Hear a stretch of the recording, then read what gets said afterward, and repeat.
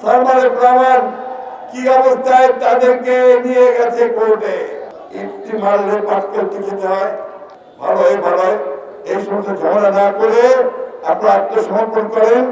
যারা এখনো বাইরে আছেন, এদিক ওদিক করছেন, তারা একবার দেখবেন গতকাল প্রবল প্রতাপশালী আইনমন্ত্রী, প্রবল প্রতাপশালী উপদেষ্টা সালমান রহমান কি অবস্থায় তাদেরকে নিয়ে গেছে কোর্টে।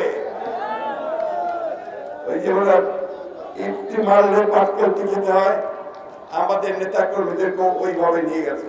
আমাদের তারেক রহমান সাহেবকে ওইভাবে হেলমেট পরে নিয়ে গেছিল। বন্ধুগণ, আল্লাহ তার বিচার করে দিয়েছে।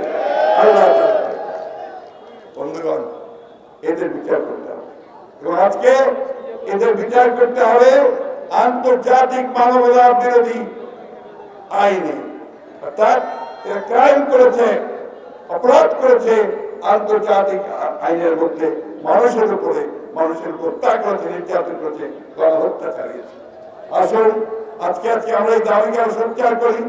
সমস্ত যারা অন্যায়ভাবে অত্যাচার করেছে, নির্যাতন করেছে, টাকা লুণ্ঠন করেছে, পাচার করে নিয়েছে, তাদের বিচার করতে হবে। আরেকটা অনুরোধ আপনাদের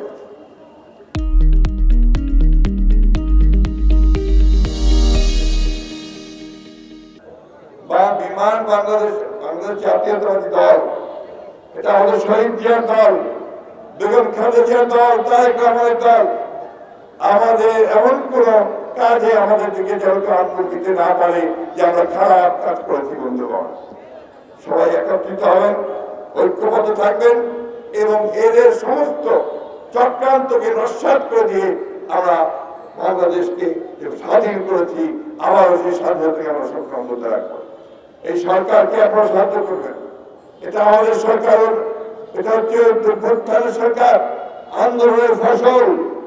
আমরা তাদেরকে সেই সহযোগিতা দেব যতক্ষণ পর্যন্ত তারা গণতন্ত্রের পক্ষে থাকবে এবং গণতান্ত্রিক ভাবে আপনার ক্ষমতা হস্তান্তর করবে।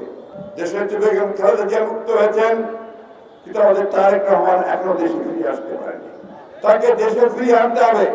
আমাদের ক্ষেত্রে নেতা কর্মীদের বিরুদ্ধে হাজার হাজার লক্ষ যে মামলা আছে, সেই মামলা প্রত্যাহার করতে হবে।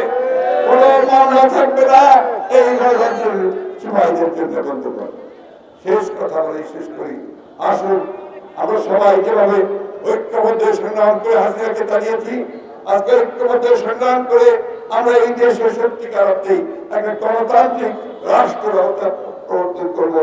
সমস্ত মানুষের কল্যাণের জন্য আমরা কাজ করব এবং সংস্কার এনে অন্যায় অত্যাচার করার সুযোগ সুবিধা রয়েছে তা আমরা নিঃশ্বাস করে দেবো।